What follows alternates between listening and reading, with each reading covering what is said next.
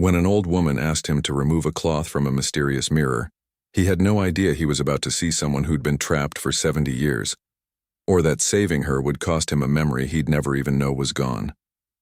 David lived the kind of life most people would call boring. Every morning at 7, his alarm would go off. He'd make coffee, eat the same breakfast, and head to his office job downtown.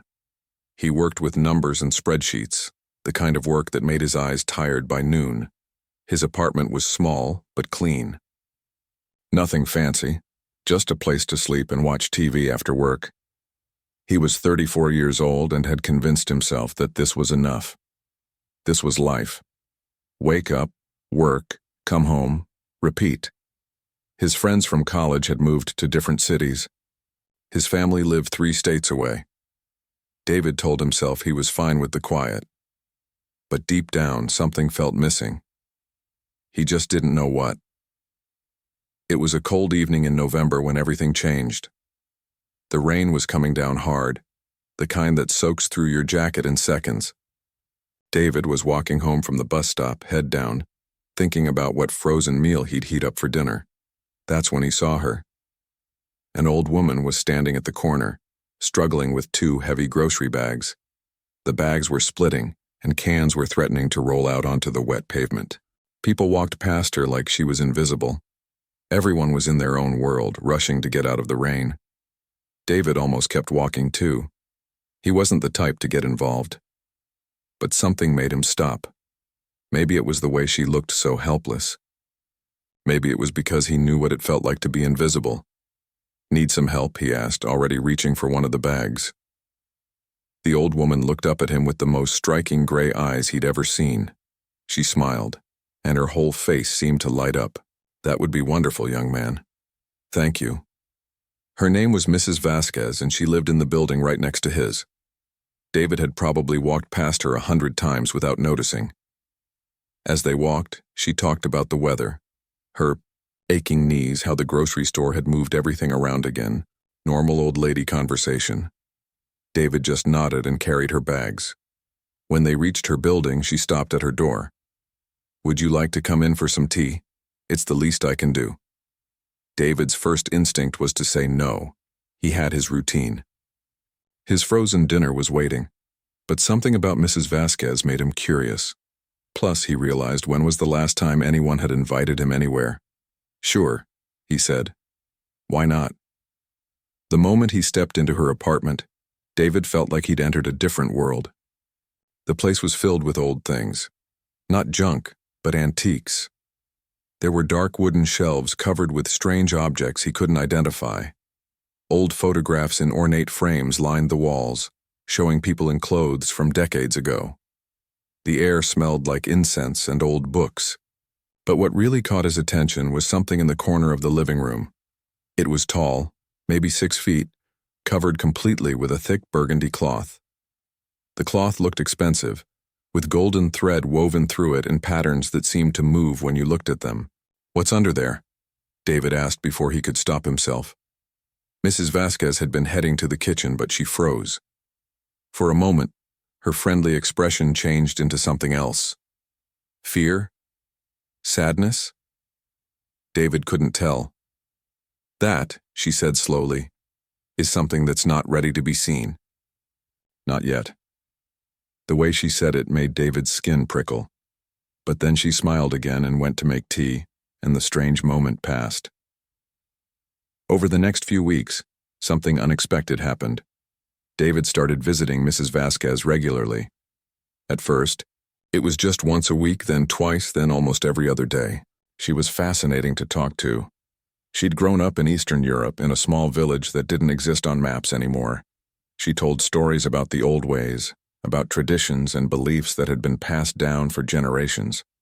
She talked about things David had never heard of, how certain mirrors could show you more than just your reflection, how some objects could hold memories like recordings, how the world was much stranger than what most people chose to see. David didn't believe most of it, of course. He was a logical person, but he liked listening to her stories. They made his boring life feel a little less empty, and Mrs. Vasquez seemed to enjoy having someone to talk to. He noticed she was getting weaker, though. She moved slower. Some days she looked pale and tired. David started bringing her groceries without being asked. He'd check in on her, make sure she was okay. One evening in early December, when David arrived for his usual visit, Mrs. Vasquez looked different. She was sitting in her chair by the window, and there was an urgency in her eyes he'd never seen before. "David," she said, gripping the arms of her chair. "Sit down, there's something I need to tell you." He sat on the couch across from her, suddenly nervous. "I'm dying," she said simply. "I don't have much time left. Maybe weeks, maybe less." "Mrs. Vasquez, She held up her hand. "Let me finish. There's something I've been keeping hidden for a very long time. Something important. I've carried this burden for 70 years, and I can't take it with me. I need help." David glanced at the covered object in the corner. Mrs. Vasquez followed his gaze and nodded. "Yes," she said. "That. Before I die, I need to show you what's underneath that cloth. But you have to promise me something first." "What?" David's heart was beating faster now. "When the time comes, when I tell you to do it, you must do exactly as I say. No questions, no hesitation. Can you promise me that?" David looked at this old woman who had somehow become the most interesting person in his life. He thought about his boring routine, his empty apartment, his safe and predictable existence, and he realized that maybe he was tired of safe. "I promise," he said. Mrs. Vasquez closed her eyes and let out a long breath, like she'd been holding it for years. "Good," she whispered, "because what I'm going to show you will change everything you think you know about reality." The days that followed felt strange to David. He went to work like normal, sat at his desk, typed numbers into spreadsheets. But his mind was somewhere else. He kept thinking about Mrs. Vasquez and her mysterious covered object. What could possibly be so important? What could change his understanding of reality? He told himself he was being silly. It was probably just some family heirloom, maybe an old painting or a valuable antique. Mrs. Vasquez was old, and old people sometimes made things seem more dramatic than they were. But deep down, he couldn't shake the feeling that something big was coming. A week later, Mrs. Vasquez called him. Her voice sounded weak over the phone. "Tonight," she said simply. "Come at 8 o'clock. And David? Don't eat a heavy dinner. You might feel sick." That warning made his stomach flip. What did she mean he might feel sick? David couldn't focus on anything for the rest of the day. He left work early, went home, and paced around his apartment. At 7:30, he couldn't wait anymore. He grabbed his jacket and headed over. When Mrs. Vasquez opened the door, she looked smaller somehow. Frailer. But her eyes were bright and determined. She was wearing a long black dress that looked very old-fashioned, and she'd pulled her gray hair back into a tight bun. "Come in," she said. "We need to prepare." The apartment looked different. She'd moved all the furniture away from the covered object in the corner, creating an open space around it.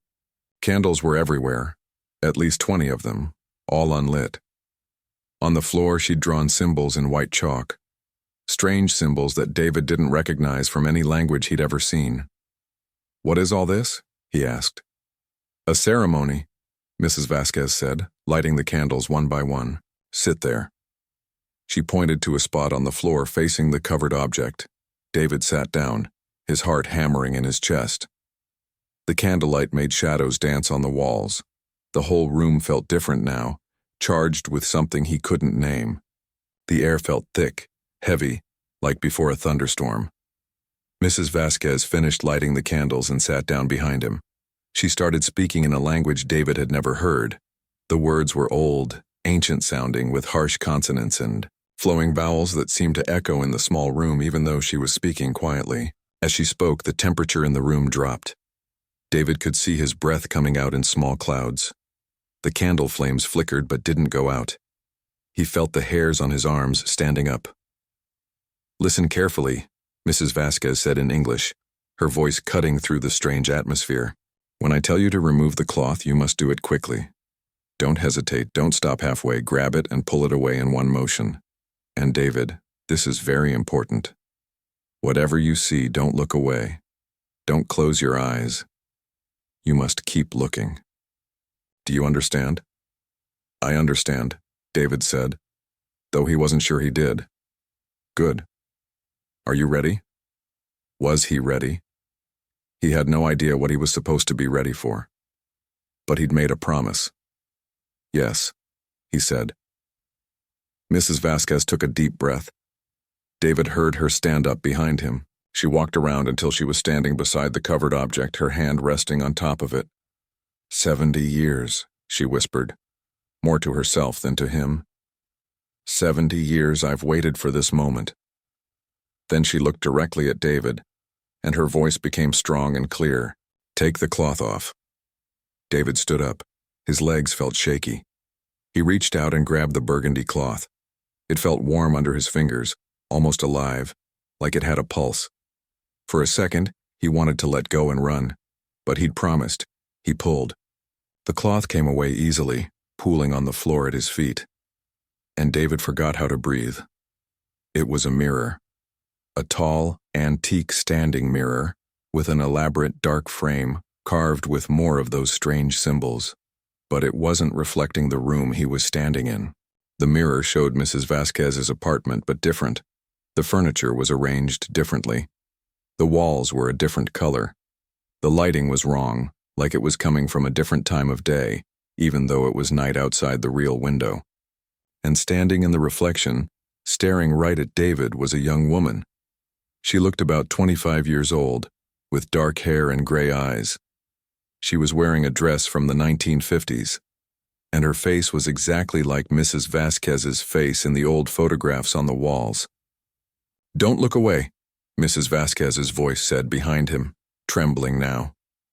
The young woman in the mirror raised her hand and pressed it against the glass from her side. As David watched, the surface of the mirror rippled like water. Actual ripples, spreading out from where her hand touched. It shouldn't have been possible, but he was seeing it. The young woman's lips moved. She was speaking, but no sound came through. David could read her lips, though. Help me. Mrs. Vasquez, David said, his voice barely working. What is this? Who is that? Behind him, the old woman's voice was thick with emotion. That's me, she said. That's who I was 70 years ago, and she's been trapped in there in that moment ever since. David wanted to argue, to say it was impossible. Mirrors didn't work like that. People couldn't be trapped in time. But the evidence was right in front of him. The young woman in the mirror moved independently. She wasn't just a reflection. She was real somehow. She was looking at him with desperate, pleading eyes. How? David whispered. It was an accident, Mrs. Vasquez said. She walked around to stand beside him, and David saw tears running down her wrinkled face. I was young and foolish. I was studying things I didn't fully understand. Magic, you'd call it, though that word doesn't quite fit. We were experimenting with mirrors as doorways, as passages between moments. And something went wrong. The young woman in the mirror was crying too now, silent tears that David could see clearly. Part of me got stuck there, Mrs. Vasquez continued. The ritual split me in two. My body continued aging in this world, but a piece of my soul, my younger self, she remained frozen in that single moment. For 70 years I've kept this mirror covered. I've been too afraid to look at her, too afraid of what would happen if we made contact. But why now? David asked. Why show me this now? Mrs. Vasquez looked at him with those striking gray eyes, the same eyes as the woman in the mirror. Because I'm dying, David. And if I die while she's still in there, she'll be trapped forever. I can't let that happen. She deserves to be free, and I need your help to do it. David couldn't stop staring at the mirror. Every logical part of his brain was screaming that this couldn't be real. But the young woman was still there, still moving, still looking at him with those desperate eyes. She pressed both hands against the glass now, and the ripples spread wider. Mrs. Vasquez walked slowly to her chair and sat down heavily, like the weight of 70 years had suddenly caught up with her all at once. I need to tell you the whole story, she said. You deserve to know what you're getting into. David finally tore his eyes away from the mirror and sat down on the couch. His hands were shaking. In 1954, I was 25 years old, Mrs. Vasquez began. I lived in a village in Romania, a place so small it doesn't appear on any modern map. My grandmother was what people called a wise woman. She knew things, old things, knowledge passed down through generations that most of the world had forgotten. She paused, staring at her weathered hands. I was fascinated by her work. She taught me about the thin places in the world, where reality isn't as solid as it seems. She showed me how certain objects, especially mirrors, could be more than just reflective glass. They could be windows, doors, passageways. Passageways to where? David asked. To other moments in time, to other possibilities, to places that exist beside our world but slightly out of step with it. Mrs. Vasquez looked at the mirror. One night I convinced my grandmother to teach me a ritual. I thought I was ready. I thought I understood the risks. I was wrong. The candles flickered, though there was no breeze. The ritual was supposed to let me see my own future, to look forward in time and glimpse what my life would become. But something went wrong. Maybe I spoke the words incorrectly. Maybe my concentration slipped. Whatever the reason, instead of looking forward, the ritual created a split. A split? David repeated. Imagine time as a river, she said. The ritual was supposed to let me look downstream. But instead, it created a fork. One version of me continued on in the normal flow of time. That's the me you see now, old and dying. But another version, the me I was at that exact moment, got diverted into a separate stream. She went into the mirror and couldn't get out. David looked back at the young woman in the mirror. She was sitting now, hugging her knees, watching them. Can she hear us? He asked. I don't know. I've never tried to communicate with her. I covered the mirror immediately after it happened, and I've kept it covered ever since. I couldn't bear to look at her. Couldn't face what I'd done. But she's been conscious this whole time. Aware? Mrs. Vasquez nodded, fresh tears spilling down her cheeks. I believe so. Imagine being frozen in a single moment for 70 years. Unable to move forward, unable to age, unable to escape. Alone with your thoughts for decades. It's a torture I wouldn't wish on anyone, and I did it to myself. The weight of that hung in the air between them. David felt sick to his stomach. Your grandmother, he said. Couldn't she fix it? She tried. For 3 years, she tried every ritual she knew.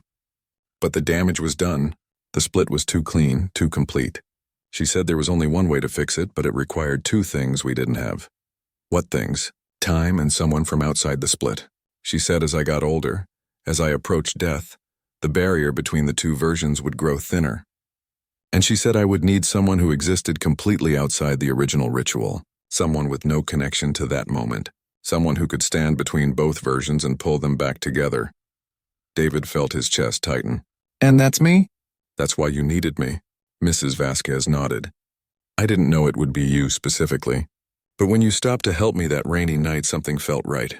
The universe has a way of bringing the right people together when they're needed. I know it sounds crazy, but I felt it the moment I looked into your eyes.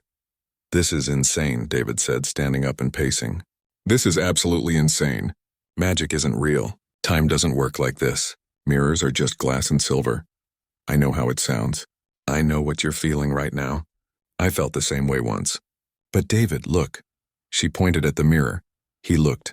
The young woman was standing again, and she'd written something on the glass from her side. Letters that appeared backward from his perspective but were clearly readable. Please. David felt something break inside his chest. Real or not, sane or not, there was a person trapped in there. A person who'd been alone for 70 years, waiting for someone to help her. What do we have to do? He heard himself ask. Mrs. Vasquez let out a breath she seemed to have been holding for years. We have to complete the ritual. We have to bring her out of the mirror and merge the 2 versions of me back into one. But there's a cost. What cost? The old woman looked at him with such sadness. Magic, real magic, isn't free. When you bend reality, reality bends you back. To close a split in time, something of equal value must be paid. The ritual requires a sacrifice from the person who helps complete it. David's mouth went dry. What kind of sacrifice? A memory. One memory from your life will be taken as payment. It will be erased completely as if it never happened. You won't remember losing it. The memory will simply cease to exist in your mind. There will be no gap, no sense of loss. But it will be gone forever. Can I choose which memory? David asked. Mrs. Vasquez shook her head. The ritual chooses. It takes what it considers equivalent to the work being done, usually something significant, something that mattered. David sat down again, his mind racing. One memory. That didn't sound so bad, did it? He had thousands of memories. Losing one wouldn't change who he was, would it? But the way Mrs. Vasquez looked at him suggested it wasn't that simple. What if it takes something important? He asked. What if it takes the memory of my mother? Or my first love? Or something that made me who I am? That's the risk, she said quietly. And it's why I can't ask you to do this without knowing what you're agreeing to. This isn't fair to you. You've already shown me more kindness than I deserved. I shouldn't ask for more. David looked at the mirror again. The young woman was pressed against the glass, her palm flat against it, waiting. He thought about her being alone in there for 70 years. He thought about how that would feel. Time stretching on forever with no escape. He thought about his own life. His boring, safe, predictable life. He had memories, sure, but did any of them really matter? He went to work, came home, watched TV, slept. He had no close friends anymore. His family was distant. His most meaningful relationship in the past 6 months had been with an old woman and her impossible mirror. Maybe losing a memory wouldn't be the worst thing. Maybe it would be worth it to save someone from that kind of suffering. How do we do it? David asked. Mrs. Vasquez searched his face. Are you sure? Once we start, there's no going back. David wasn't sure of anything anymore. His entire understanding of reality had been shattered in the past hour. But something in his gut told him this was important. This was why he'd stopped to help that rainy night. This was why he'd been drawn to Mrs. Vasquez in the first place. I'm sure, he said. Tell me what we need to do. For the next 3 days, David's life became something from a strange dream. He went to work during the day, pretending everything was normal. But every evening he went to Mrs. Vasquez's apartment, and she taught him things that shouldn't have been possible. She taught him words in that ancient language, made him practice the pronunciation until his throat hurt. The words felt strange in his mouth, like they weren't meant for human tongues. Some of them made his teeth vibrate when he spoke them correctly. She showed him gestures, specific movements of his hands and body that had to be precise. One wrong angle, she warned, and the ritual could go very badly. She wouldn't tell him what badly meant, which made him even more nervous. She drew more symbols on the floor around the mirror in white chalk, creating a circle that took up most of her living room. Each symbol meant something, represented some aspect of the ritual. Time, memory, connection, separation, reunion. The winter solstice is in 2 days. She told him on the 3rd evening. That's when we'll do it. The boundary between worlds is thinnest on the solstice. It will give us the best chance of success. David noticed she was getting weaker. She moved slower, needed to rest more often. Time was running out, and they both knew it. On the night of the solstice, David arrived at 6. The sun had already set.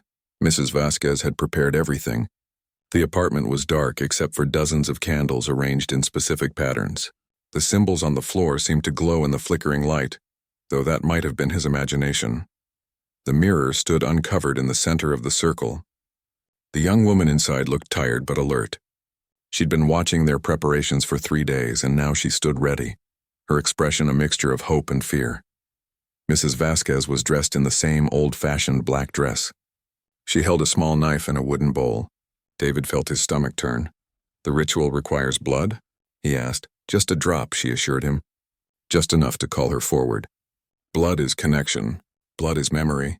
Blood is life. She took a deep breath and looked at him. Are you ready? No, David thought. But he said yes. They took their positions. David stood facing the mirror inside the circle of symbols. Mrs. Vasquez sat behind him, the bowl in her lap. The candles seemed to burn brighter suddenly, their flames stretching upward. Begin, Mrs. Vasquez whispered. David started speaking the words she'd taught him. His voice sounded strange in the candlelit room, echoing in ways that didn't match the space's size. The words felt heavy, powerful, like they were pulling something invisible into the room. As he spoke, the temperature dropped again. His breath came out in clouds. The candle flames bent toward the mirror, as if drawn by an invisible force. Behind him, he heard Mrs. Vasquez gasp. She'd cut her finger, letting a single drop of blood fall into the wooden bowl. The drop hit the bottom with a sound like a bell ringing. The mirror's surface began to change. The ripples came back, spreading across the glass like waves on a pond. The young woman in the reflection stepped forward. closer to the barrier between her world and theirs. David kept speaking, his voice growing stronger. The words were coming easier now, like they were speaking themselves through him. The room felt charged with energy, electricity that made his skin tingle. The mirror's surface started to dissolve. Not break, but dissolve like ice melting into water. The boundary between the reflection and reality was becoming thinner, more transparent. The young woman reached out her hand. This time, when she pressed against the glass, her hand came through. Not a reflection anymore. Real flesh and blood reaching into David's world. Now, Mrs. Vasquez shouted. "Grab her hand." David didn't think. He reached out and grabbed the young woman's hand. It was solid and warm and very real. Her fingers gripped his desperately. "Pull!" Mrs. Vasquez commanded. David pulled. The young woman stepped forward, and suddenly she was coming through the mirror like someone stepping through a waterfall. She emerged into the room, fully three-dimensional, fully present. For a moment she stood there disoriented, touching her face and arms like she couldn't believe she was real. Then she turned and saw Mrs. Vasquez behind them. Old woman and young woman, the same person separated by 70 years, stared at each other across the candlelit room. Time seemed to stop. The two versions of the same person took step toward each other. Neither spoke. What could you say to yourself from 7 decades ago? What could you say to the future you'd never gotten to live? They reached out simultaneously and their hands touched. The moment their skin made contact, there was a flash of light so bright David had to shield his eyes. He heard a sound like thunder, like the sky was tearing open. The floor shook beneath his feet. When the light faded and David could see again, only one person stood there. Mrs. Vasquez, but different. She didn't look young exactly, but she didn't look as old as before either. She looked somehow outside of age, like time had lost its grip on her. Her gray eyes were brighter, more alive than he'd ever seen them. She staggered, and David caught her, helping her to a chair. "It worked," she whispered, tears streaming down her face. "After 70 years, I'm whole again." David felt a wave of relief wash over him. They'd done it. It had actually worked. He started to smile, then he felt it, a sensation like something being pulled out of his chest. Not painful exactly, but deeply uncomfortable, like someone had reached inside him and was taking something away. An emptiness opened up somewhere in his mind, a blank space where something used to be. He gasped, clutching at his head. "What's happening?" he asked, but even as the words left his mouth, he knew. The payment, the memory. He tried to grasp what he was losing, tried to hold on to it, but it was like trying to catch smoke. One moment there was something there, something important, and the next there was nothing. Not even the shape of what had been lost. Just smooth continuity, like that memory had never existed at all. David fell to his knees, tears running down his face without knowing why. "I'm sorry," Mrs. Vasquez said, kneeling beside him. "I'm so sorry. What did it take?" David asked desperately. "What did I lose?" "I don't know," she said softly. "And you never will. That's the cruelty of it. The memory is gone completely. There's no way to know what was taken." David sat there on the floor, surrounded by candles and chalk symbols, feeling the absence of something he couldn't name. It hurt worse than losing something he could identify. It was like grief without an object, a hole in his mind that his thoughts kept falling into. The ritual was complete. The impossible had been accomplished. But as David sat there, feeling the phantom ache of a stolen memory, he wondered if he'd paid too high a price after all. The days after the ritual were strange. David went back to his apartment that night feeling like he'd left a piece of himself behind, even though he couldn't say which piece. He lay in bed staring at the ceiling, trying to figure out what was missing. He went through his memories systematically, like checking inventory. He remembered his childhood, his parents growing up in Ohio. He remembered high school, college, his first job. He remembered moving to this city 5 years ago. Everything seemed to be there, but the emptiness remained. The sense that something important had been erased. He found himself checking his phone constantly, scrolling through old photos, reading old messages. Maybe if he looked hard enough, he'd find the gap. A photo that didn't make sense. A message referencing something he couldn't remember. But everything looked normal. The worst part was the dreams. Every night, David dreamed he was on the edge of remembering. He'd be doing something ordinary, walking down a street or sitting in a room, and suddenly he'd feel it. The memory right there about to surface, but he always woke up before it could fully form, left with nothing but a feeling of loss so profound it made him want to cry. Meanwhile, Mrs. Vasquez had changed. The morning after the ritual, David went to check on her. He knocked on her door, half expecting her to look frail and exhausted. Instead, she opened the door looking younger than he'd ever seen her. Not physically younger exactly. Her face still had its wrinkles, her hair was still gray. But something in her eyes and the way she moved had transformed David, she said, and even her voice sounded different, stronger. "Come in."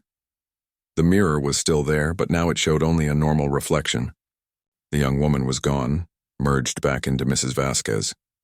The burgundy cloth lay folded on a chair, no longer needed.